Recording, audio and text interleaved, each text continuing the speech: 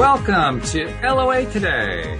I'm Walt Thiessen here with Debbie G, who is decided to return after not being able to make it last week, but that's okay. We were glad to have her back. And she was not able to make it last week because she was on a really interesting trip. I mean, she was like, doing a road trip, which was really cool. We'll get to that in a moment. But anyway, this is your Daily Dose of Happy. We're so happy you decided to join us today. And we have a little bit of an email that we got about the last time Debbie was on. But first, I got to ask you, I mean, when we chatted last week, you were sitting in a very comfortable chair on a country club. Yeah. And it was, I mean, I know you couldn't really make the last podcast, but I mean, if you're not going to be able to make it, you might as well be in comfort. That's the way I look at it. Yeah, well, yeah, completely. That's not where I was when we talked last week. Last week you were on the road. That's true. The week before, though, you were in the country club chair when we were doing the last show. Yeah, so I got that kind of messed up, didn't I? Well, actually, no, you did it perfectly. So I'm just having an interesting moment right now because my computer crashed. Oh, no. I'm using this hilarious makeshift thing. If I'm trying to look at anyway, this is so fabulous that I'm even on right now. Can we just get it? I just woke up this morning going, I am so grateful for my heart and I am so grateful for my life. Yeah, my computer completely ate it. My hard drive is safe. Hooray! Thank you, God. So you have the data. So I have the data, but my whole system, if y'all even see how I have this hooked up right now, seriously, I should get an award for coming up with how this looks. I really, in fact, I think if there were an award for how cattywampus you can set up your technology to get on a show, I'd be winning it right now. Now, I couldn't just use my phone, you all know. I needed to do that. So just know this. Well, this is the Rube Goldberg day. That's the way I'm going to look at it. You know who Rube Goldberg was? He had all these crazy little things that hooked all together in all kinds of funny ways. So you got this crazy hookup at your end. I've got this crazy hookup where we're using Zoom as usual, but I'm also hooking it into StreamYard because I'm also testing that at the same time. So everything is like being held together by chewing gum and baling wire today. If y'all even knew how true this shit was right now, I swear to God. No, I don't even know if I can bring this up to even show. I'll tell you what, you guys can follow me on Instagram, Facebook. What's my newest favorite? TikTok. TikTok. Follow me on TikTok. I love TikTok. I have to. Okay, camera. I see you. It's amazing what happens when we get our entire routine thrown out of whack. Everything, it just seems so different.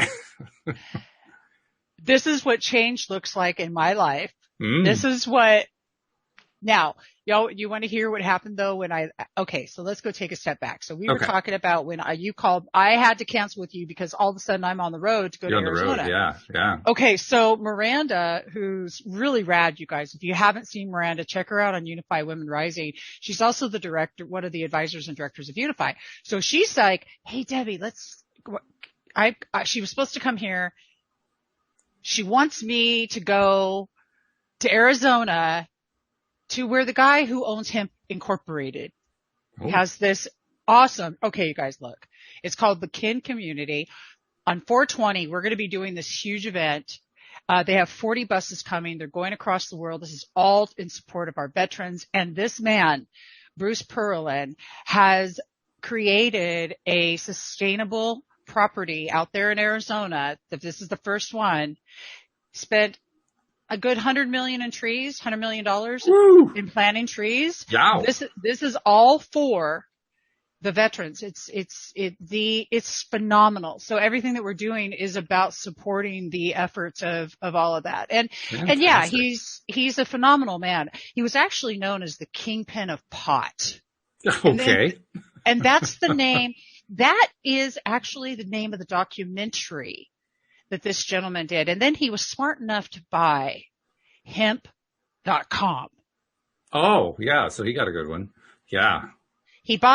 So he buys hemp.com and now he's almost a billionaire and he's created all these properties for people. Wow. He's extraordinary. So that's why I was there. Anywho, so. But that sounds like it was a worthwhile trip just to be there for that. I mean, that's really a 12-hour cool. drive. Let me tell you that, number one. Yeah. Yeah, it was totally cool. Yeah. Okay. So this was a Friday. And I'm like, oh shit, excuse me. I'm like, oh poop. There goes our G rating. Debbie's in the house. So, yeah, right. So anyway, so I'm like, oh no, because I totally flaked it off. I was off in Happy Land about the fact we're going to Arizona and we're road tripping and my son's coming and it was just great. 12 hours on the freeway after we talked. Which is a lot of driving. Dude, 12 hours. We did not get into Arizona until 2:00 in the morning. Mm-hmm. We sat in, I'm from California. Now, what? I don't know that the 15 on the way to Vegas is going to be completely destroyed. So I'm just like, nope, I'm not thinking about anything. I'm just thinking about, I'm going to Arizona. I'm on a road trip. Right? So my son's over there. He's mumbling and grumbling. And I'm like, we're going. Look at all these cars in front of us, a sea of cars. So I was taking my phone out, taking pictures of the cars, going, oh, look at all these cars. Then I called my other son. I'm like, I think you're going to need to find us a hotel room because we're not going to get in time. So then we went to the cheesiest Motel 6 sorry, Kingman, but your Hotel 6 is cheesy. That was another endorsement we just lost. That's okay. Sorry, Motel 6 in Kingman. It was kind of. Anyway, they didn't have a 2-bed thing. And my son was like, yeah, I'm sleeping on the floor. I don't know why. I birthed you. You can't sleep. All right. Whatever you want to do. You want to sleep on that floor, Mr. 6'7" man. I'm good with that. That's okay. Cause he would have probably knocked me off anyway. He's a big guy. So then we get over to the location. And this is all about manifestation. You guys want law of attraction and you want a reality that reflects your desires. This is how y'all do it. You get happy. You get happy as you're going. You get happy as you're moving. You don't get grumbly, complaining, and whining. None of it. And when stuff hits the fan, I must embrace it. Now, so now we get over to Kingman, and then the next day we go to Miranda. I'm sitting in the back of the Polaris and we're driving, which is like a Jeep, right? Mm-hmm. I'm chilling with her daughter and we've got our puppies, but I left them in the car because I didn't want them to go on this little trip. Free range cattle everywhere. Wow. Like they were looking at me like, what's up? Why are you like on our road right now? Yeah, right. Yeah, like they've got their babies and they've got babies and they're serious. They were looking like, why are you there? You know, just all this curiosity. And there were donkeys up on the hill, these wild donkeys, which was really rad. And apparently if you bring the carrots, the donkeys will come up to you, which would be interesting. So next time which will be 420, everybody. We are April 20th. April 20th. So that happened. And then then Miranda and I scooted off. We all went to it's near Phoenix. Okay. Sunday, so a couple days have passed now, and now I'm on Sunday, and I had a commitment at 11 o'clock in the morning to do an event. Okay. I did that. And as soon as I turned the Zoom off, my computer went, and I went, oh, that's not good. That's bad. But it was good timing because you finished your event. Totally. But it didn't download the event, but I did fulfill my commitment. Mm-hmm.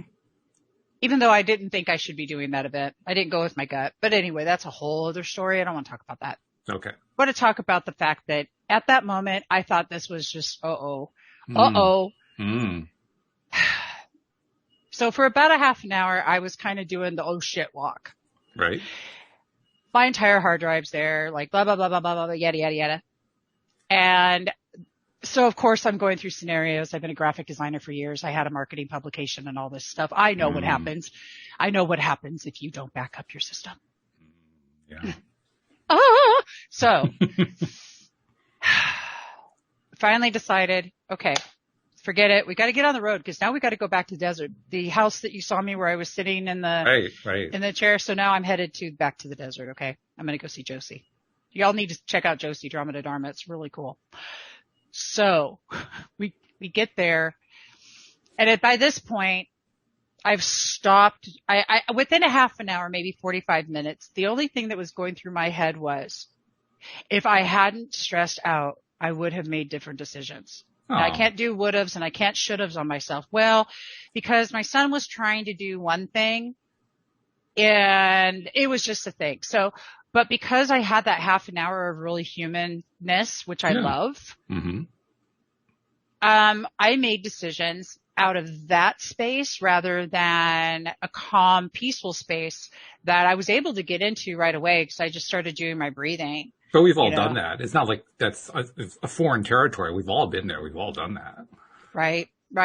But that was a good learning moment for me to realize, like, it's like that practice, man. I have to step into that practice and really do that breathing and really let it come in and actually take over the worry, angst, emotion, the trigger of, oh my God, my computer just died, because it's not going to help shit. No, not really.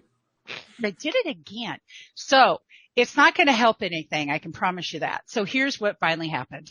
So we get home and we're checking out the computer and Christopher's like, well, the hard drives, it's not locked in there. So he put it back in and we're thinking, yes, it's going to start. So I start the computer up. At this point, I've gotten to gratitude about the fact that my computer's died. I have to mention this. And that it's going to be a glorious new computer that I'm going to be getting. That must be why it died. So I'm going into this glorious story about this rad new system I'm going to be getting. Okay. Right. I'm cool with it. I'm like, all right. So, and what, you lost all your stuff? Yeah. I've got Telegram 5 years. I've got all this. I'll figure it out. I'm not worried about it.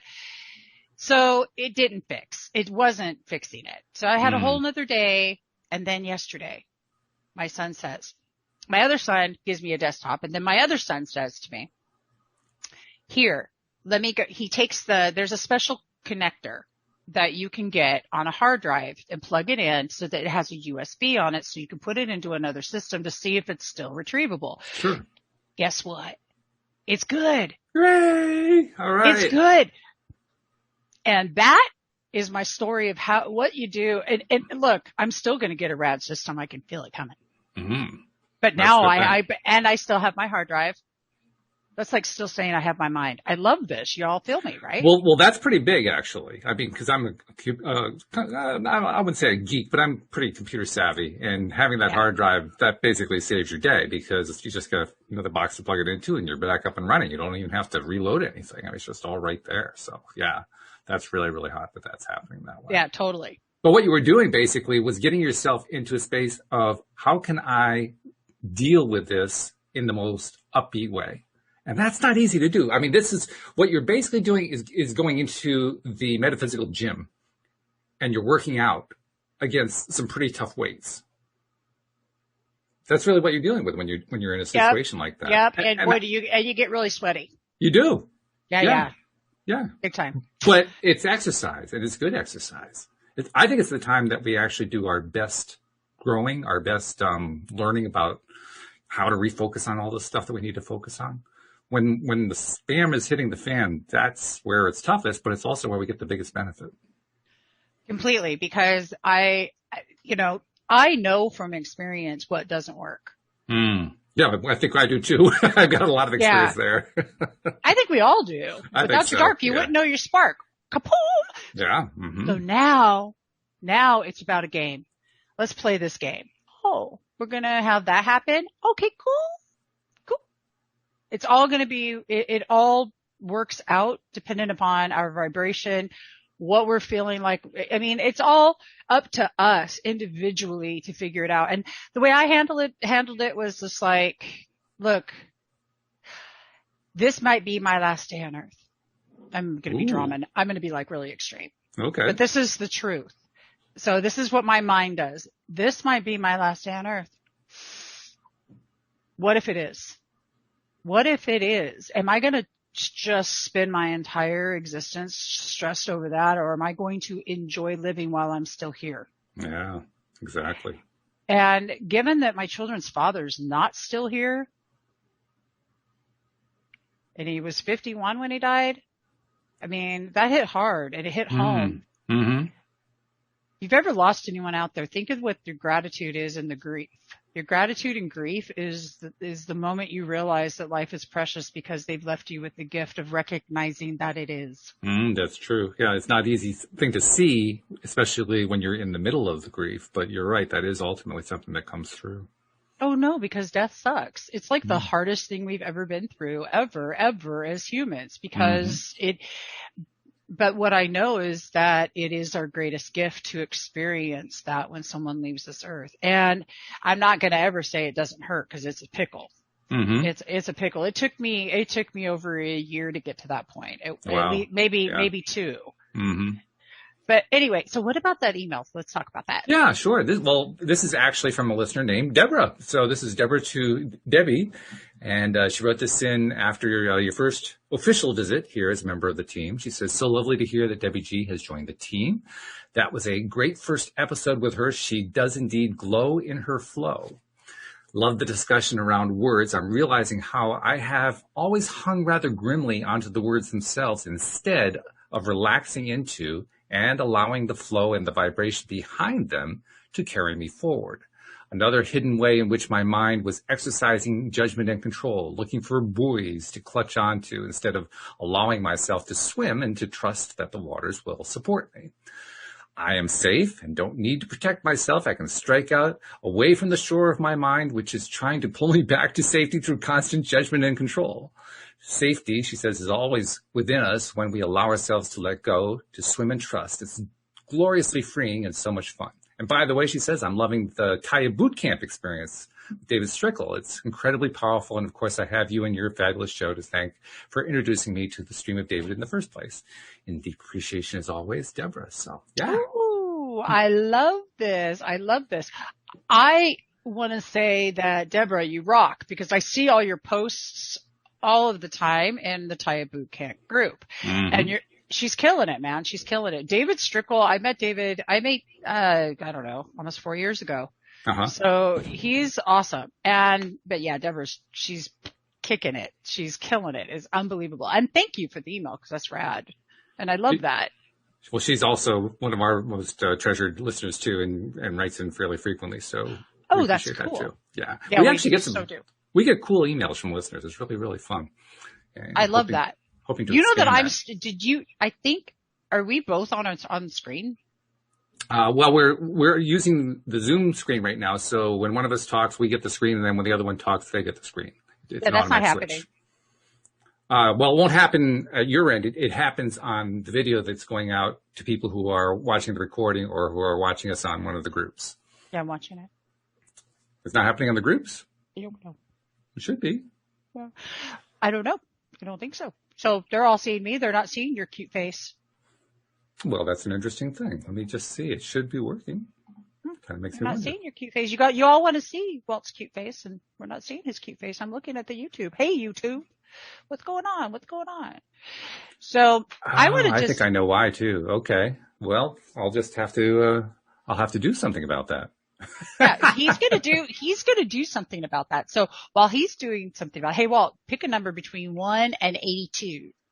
1 and 82. 43. 43. All right.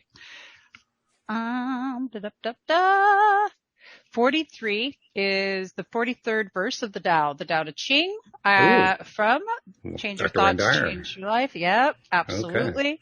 This is all about living softly. The softest of all things overrides the hardest of all things. That without substance enters where there is no space. Hence, I know the value of non-action. Yes. Teaching without words, performing without actions. Few in the world can grasp it. That is the master's way. Rare indeed are those who obtain the bounty of this world. Living softly. The Tao Te Ching, I see you. You're underneath me now. Yes. I wasn't able to get... I'm feeling like this is like Brady Bunch. I'm going to look down. Hey, Hi, there's the Walt. Brady Bunch. Hello there. Hi, Hi. Walt. Look up. Look up. Hi. Nice to see you. Just That was saying. Hollywood Squares, one or the other. But So yeah. living softly. Ooh, what a great thing to talk about. Have you ever noticed how powerful water is? Oh God, yes. Water is Can amazing. it can be used as it can erode. It can take down an entire town, Oh yeah. but it's also in its purest state and its natural peaceful state, the softest thing in the world. And it's Anyone? something that we're very easily able to control with our emotional states too. Totally. Yeah. So if you go to your sink and you turn it on with intention and put your hand underneath it and just allow the gentleness of the water to flow through, that is how we are to live our life. Notice how it flows through gently. It just is. You can't grasp it. You can't grab a hold of it. You might be able to get a few little droplets in, but it's not sustaining. Mm. Okay. So Yep. that's life. And if we allow that observation and that softness is what I was picking up with this verse of the Tao, good one, is to just remain soft. And one of the ways I love to do that is also by just doing breath, just my breath, and just to take in my breath and to feel the softness that comes in with breath. Breath is our life force. And it's Cool. it's our chi, man. It's it's the first thing that's the first thing you took when you came in this world. That's true. It's going to be the last thing you take too. Probably. I'm just guessing. It's a fair guess. Yeah. I'm thinking. It's a good estimate. I'm thinking. Yeah. So it's pretty damn important, Mm-hmm. and part of living a soft life is the softness of breath, the softness of water. Plus, it gets us present with the moment to actually appreciate it. So now we're going to take it a step further. Now, what if we're appreciating the person who built all of the structures and the piping and everything else to bring the water into the home? Mm-hmm. Oh yeah. This is for all y'all right now who have a sucky life and who are going, I can't get into gratitude, and gratitude's a bunch of shit and it doesn't work. Well, I'm just telling you, okay, fine. But I'm giving you somewhere to dig deep to find that moment of appreciation. Sometimes when life doesn't present you with what you think it needs to be presenting you, it's just because you're attached to the outcome anyway. But the way I get out of it is this right here. Well, plus it's also, I think it's really just a reminder of what to do day by day, moment by moment, regardless of whether life sucks at that moment or not. It's a good practice to just constantly be refocusing our attention. Even if our attention is fairly good, we can always aim higher. Totally. We can always get to a better place. Also the fact that you're focusing on water reminds me on water, and then also you were focusing on air and breathing. It reminds me of something that Louis D'Souza, who does the Monday Show with me, likes to talk about. He talks about his 4 phases of enlightenment that he went through. The first phase that he went through was realizing just how important the stuff that we eat is. And he spent a lot of time focused on all the aspects of eating well and how it nourishes the body and so forth. And then he realized the next step for him was to learn about drinking, because you can go quite a few days without food. You can't go all that many days without water. That'll get you faster. So He got into the water thing for quite some time. And then he realized the thing that was even more important than that was air, because you can go about a minute or two without air, but that's about it. You can go a lot longer without the water. So he says, okay, so the next most important thing is the air. And he went with that for a while, learned about breathing techniques. And then he finally realized, after listening to Abraham Hicks, the most important thing of all, that was even more important than air, was thoughts. So we have a hierarchy. Thoughts are more important than air. Hold on a minute. I got to sit with that. Okay. Keep telling me why he said that. Well, pretty simply, you can't live without thoughts. It's not possible to do. And the moment that you're no longer thinking is the moment you're dead, at least thinking in human form. So I would tend to agree with him. You could be breathing. They could put you on a heart-lung machine. Your body could be breathing, but if you're not thinking, that's what I call it, brain dead. So the physical, the death of the physical. Of the physical, right? Yeah. Of the physical, right?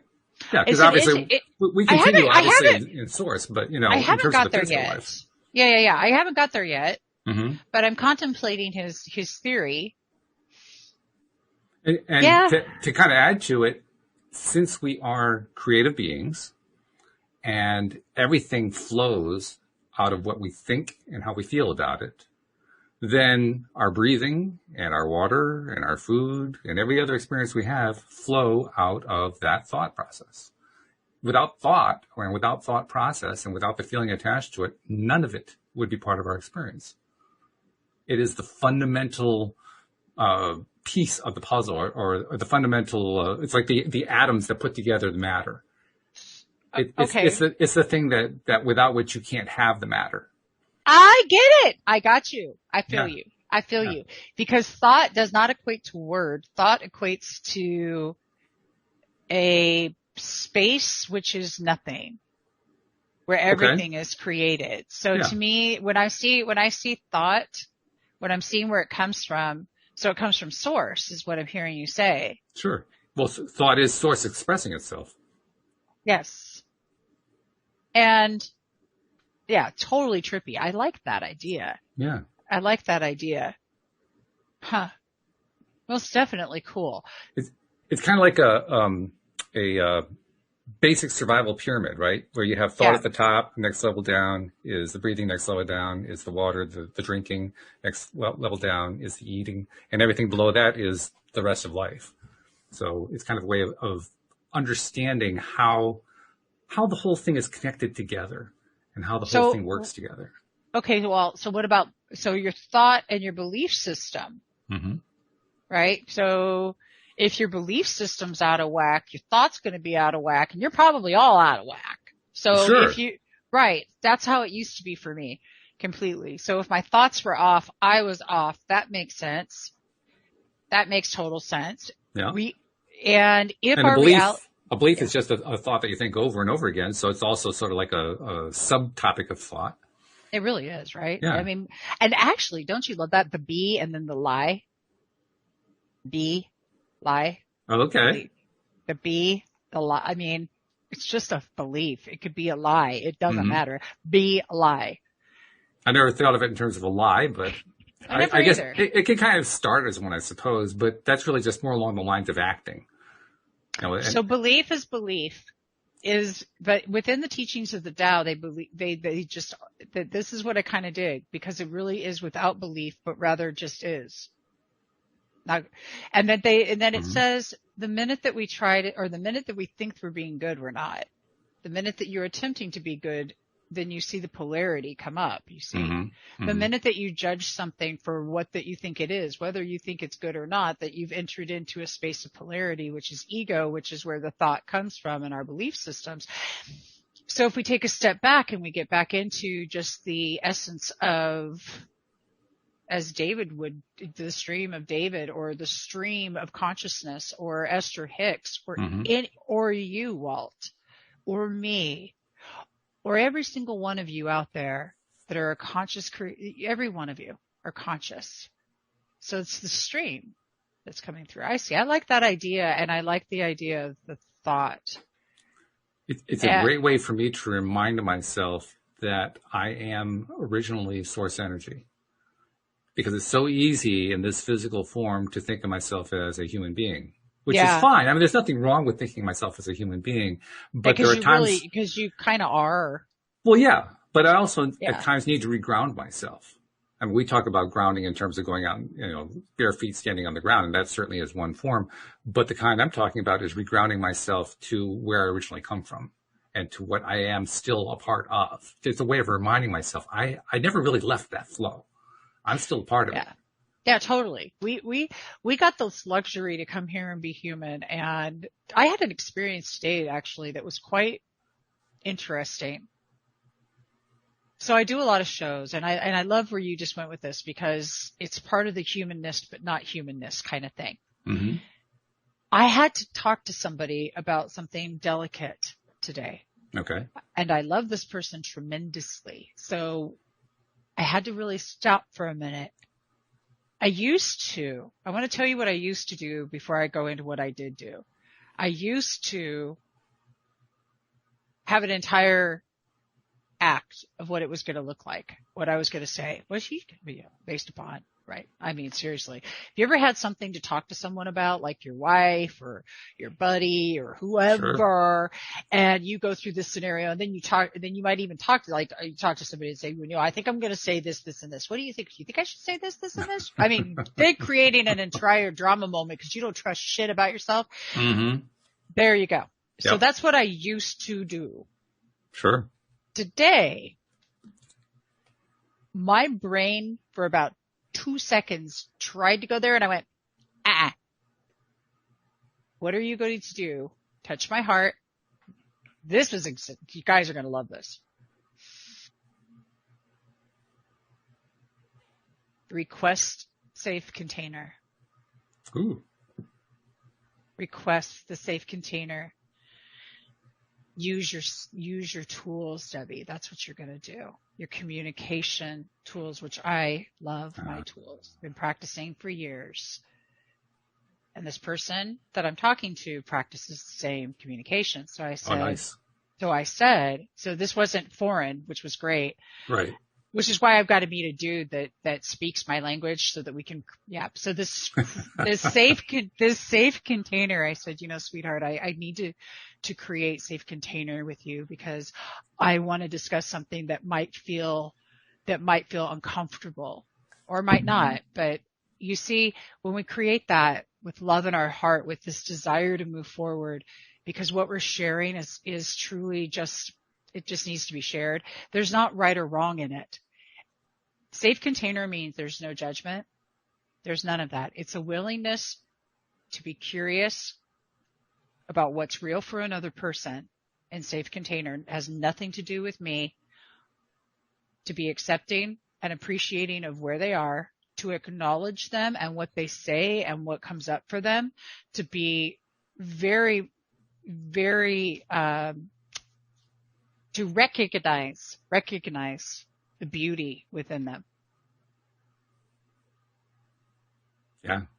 And just to be in that space. And the only way I can do that is by creating safe container from my heart moving forward. I had the conversation and it was beautiful because it was a dance.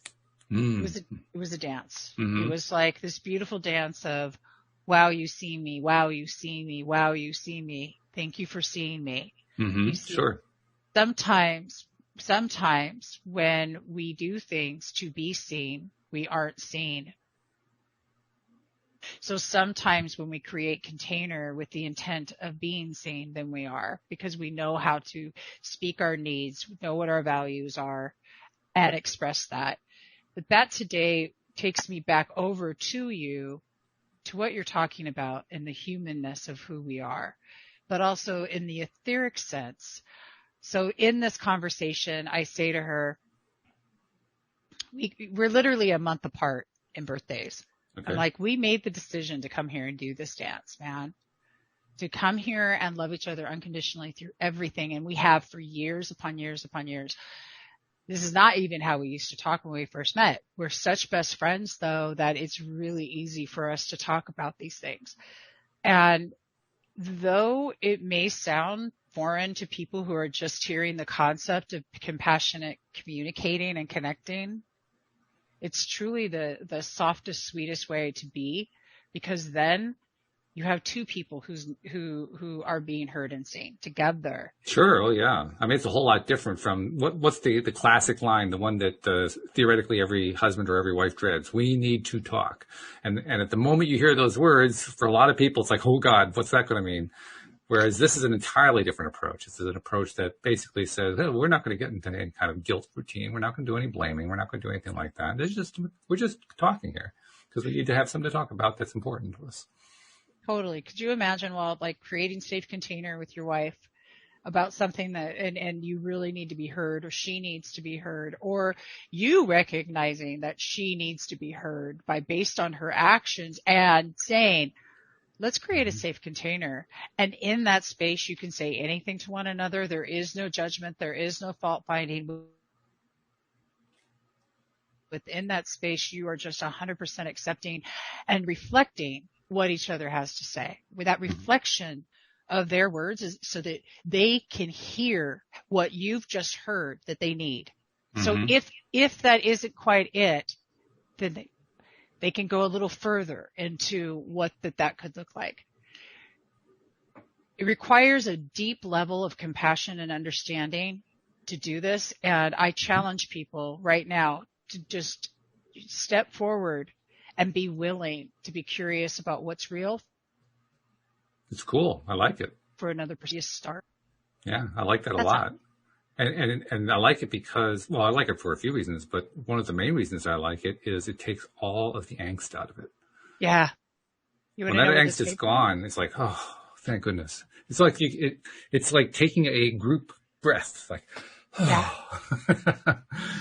Now I don't have to stress about this anymore. Now I don't have to worry about this anymore. I can just, I can relax. And of course, the moment that you relax is the moment that actually all the judgment goes out. Because it's not needed anymore, right? It was needed because you were in stress, right? And without the stress, you don't need it. That's it. Now, so here's a little piece of it when you do, because you are in partnership and you have a wife. This is what I would encourage anybody who's going to open up a container with anyone before you ever say a word, is that you put your hands together like this, sitting apart from one another, and that you breathe at least 10 times with each other, and that you match humming. Okay. Create a tone together. And you match the tone. Mm-hmm. And you will feel the connect. You can do this with anybody, actually. We could do this right now. You could do it with any human being. Doesn't matter who it is. I had Andy Goldman on Unify Women Rising yesterday, and we were talking about the humming effect. Yeah. And the humming effect is our own tool and mechanism to heal within our own body, but it is also the way to create the safest container you've ever had. And it's going to open up the senses and the sensual euphoria and lead you into a land of Xanadu, which is sexual in nature. Well, it makes sense. Sacred euphoric Xanadu. That's how y'all get there. That's what I've heard. It makes a lot of sense because sound is either harmonic or disharmonic. And when you're making the same sound at the same pitch, you are creating I guess harmony isn't what we normally associate with it, but you're creating a unified sound of the same vibration, of the same sound level. And when you do that, there's a very good reason why music is soothing to the soul. It's because of the vibrational nature of it. And what you're talking about is creating a vibrational tone that just calms. Yes. It's one of the reasons people get into binaural beats, which is an interesting thing. And I don't want to go off on that subject just yet, but it's why people do that, because it creates a tone that is and in that case, it's a relatively low vibration tone, because that's the vibration rate that our mind works at, depending on, which of the states that we're in, alpha, beta, theta, delta. Correct. But, the fact is, when you're in that lower vibrational space, it's why bass in a music or subwoofer bass feels so good. It's because it's low vibration. It's a very slow vibration, but when it's constant and when it doesn't jar you, and when it's not, disharmonic, you got two tones that just don't work together. When it's not that, it can be so soothing. It can actually put you to sleep. Completely. Absolutely. That's how soothing it can be, Totally. So imagine that you are the instrument, and that the melody, that we each have our own melody. And in fact, that even takes me into, let me tell you a story. Okay. Okay. I'm going to tell you a story about the most compassionate tribe in Africa. And this is a true story.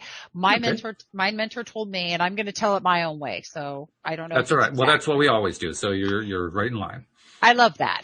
So This is beautiful. So there really is the most compassionate tribe in Africa. It's a real thing. Okay.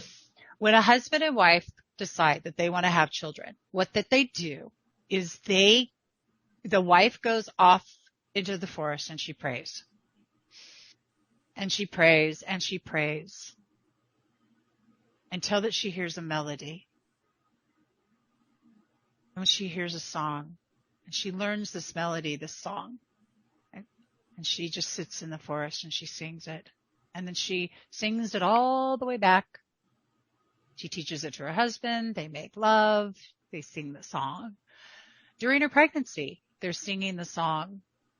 They're teaching it to the aunts, the uncles, the whole tribe. Everybody is learning this child's song. I can see where it's going. Yeah. When the child is born, they're singing the song. Remember, you all have your own melody. This child has his own melody. So as this child is growing up, and we'll just fast forward it. Fast forward it to being a teenager. And you all have you ever had a teenager? I have. Mine are grown now, but I did have. Well, even if we haven't, we've all been there. We've all been teenagers. So one way or the other. Okay, remember when you were a teenager and you did something really gnarly, dude? And you got completely reprimanded for it and you were shamed? And you were like, because that's just all that happens. What they do in this particular tribe is everyone gathers around and they all sing his song. I see. Okay. They all sing his song. Yeah. Doesn't matter what he did. That's not discussed. Even when the head honcho gets called in and chief gets called in and chief's got to come, man, you do something so bad that chief's got to come in. You know you did wrong. Yes, this is true. You're not like, the chief is coming. Oh my God. Oh, sneezers. Right? But they leave him to be so that he can remember who he is. He can remember the melody within. What a radically great solution that is.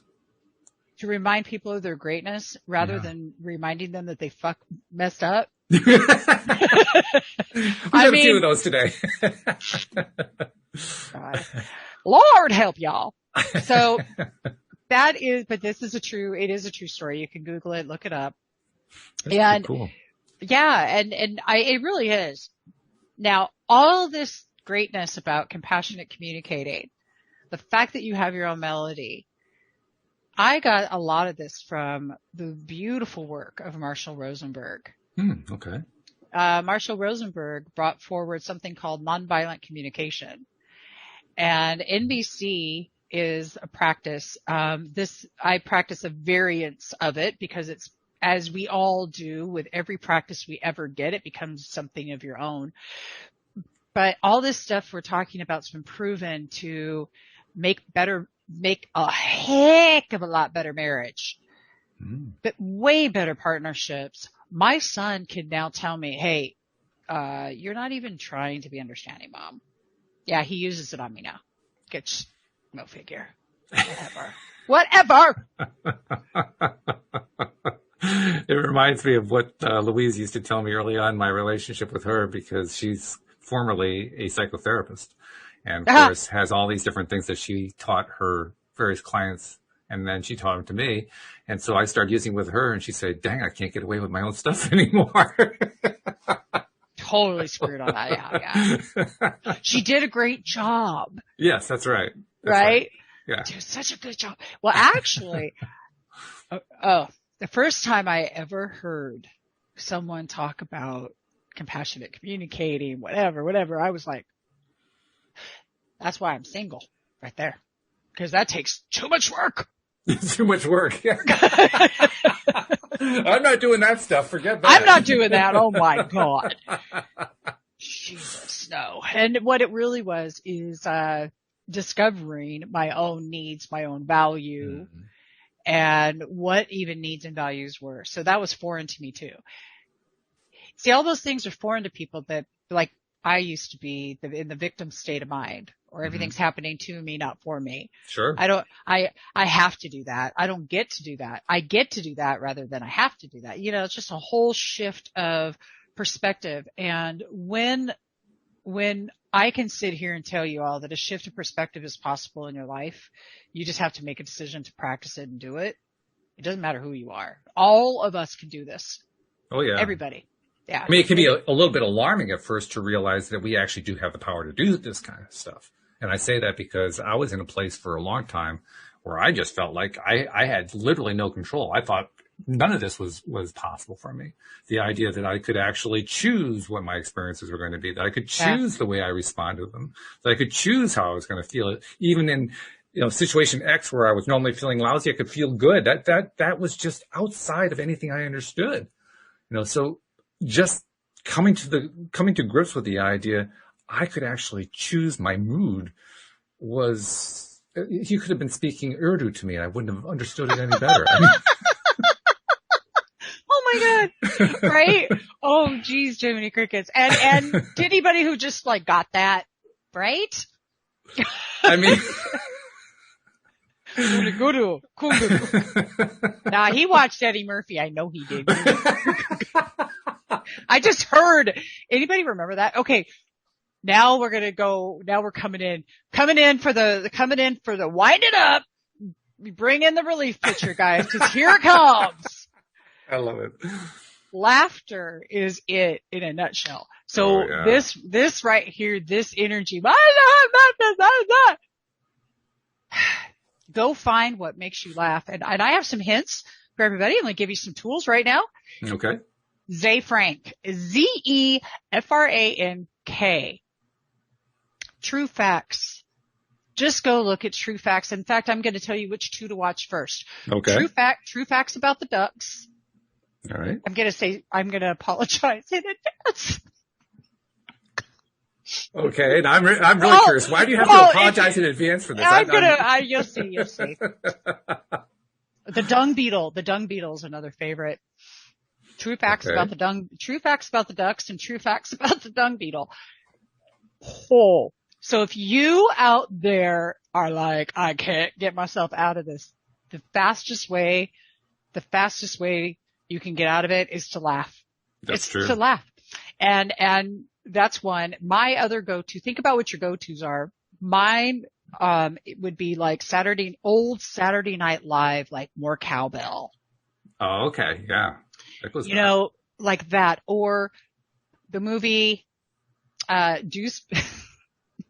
Deuce Bigelow. She didn't even say it.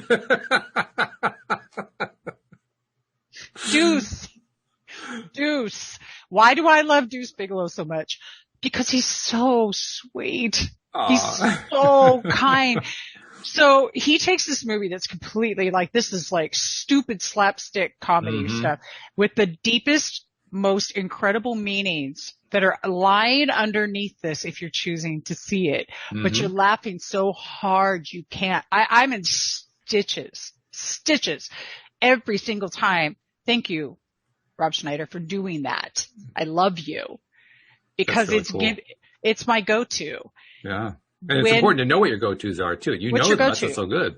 Oh God, yeah, I know them. You better believe it. Oh yeah. Well, I have a number of them, but in terms of comedy, if I really need a comedy fix, there is an episode of Inside the Actors Studio where Robin Williams was the guest. And the first 12 minutes of that broadcast, Robin was peak Robin. He was more Robin than he had ever been before. Wow. Yeah. Okay. I mean, for anyone who knows that show, that episode is famous. That episode was that was the best of Robin Williams in 12 minutes. I want to link you to that. I seriously do. Yeah. Yeah. Oh my God. They still sell DVDs of that, believe it or not. Are you serious? Okay. In an age where DVDs aren't even sold hardly anymore, they still sell that one. Robin Williams. Seriously. I mean, he was Robin Williams, man. But he left heartprints on the planet.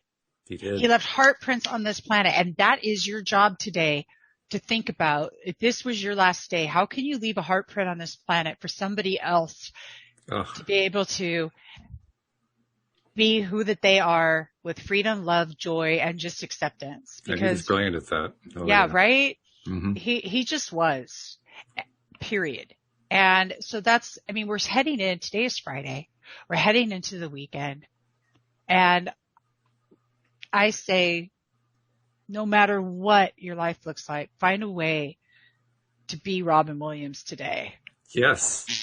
Yes. That's I try to do that every once in a while. I know I can't quite reach his level, but I like to have him inspire me at times, because I know if I'm in that vein, I may not be the funniest guy in the world, but some of the stuff that comes out of me will be funny just because I'm thinking in terms of Robin Williams. Right. And what was his thing all about? His thing was all about, don't be tied down. Go beyond the boundaries. Break the boundaries. Dance past the boundaries.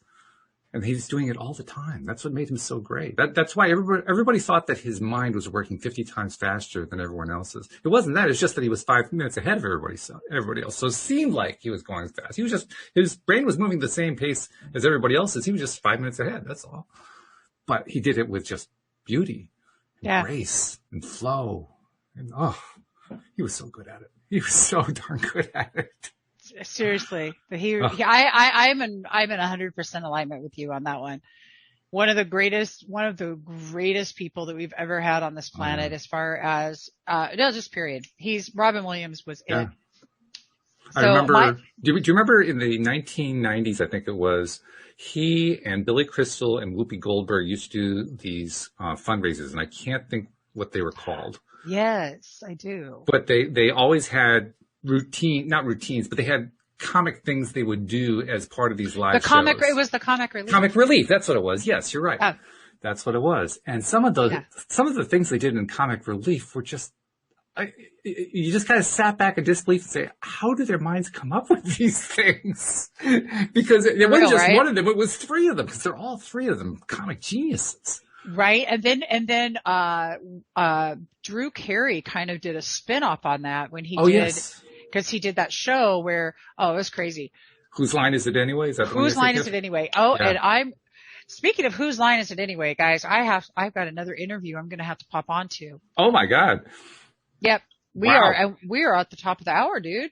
That's just amazing. I mean, we got a few minutes left, so I'll fill up the last few minutes because we started a little bit late with this one. But it's amazing how fast this time flies by. Oh no, I can just send a texty and say that we're good as soon as I find my phone. That's all right. Well, I'll tell you what. You look for the phone. I'll do a minute or so of promos because we got to do those anyway. That's part of the show every week. And then we'll just kind of meet up in a minute. So here we go. Really simple. First of all, guys, we got this new thing that we're experimenting with right now. We're trying to bring the StreamYard in. By the way, this is a gift from Debbie G. She's the one who told me about this stuff, and it's pretty cool.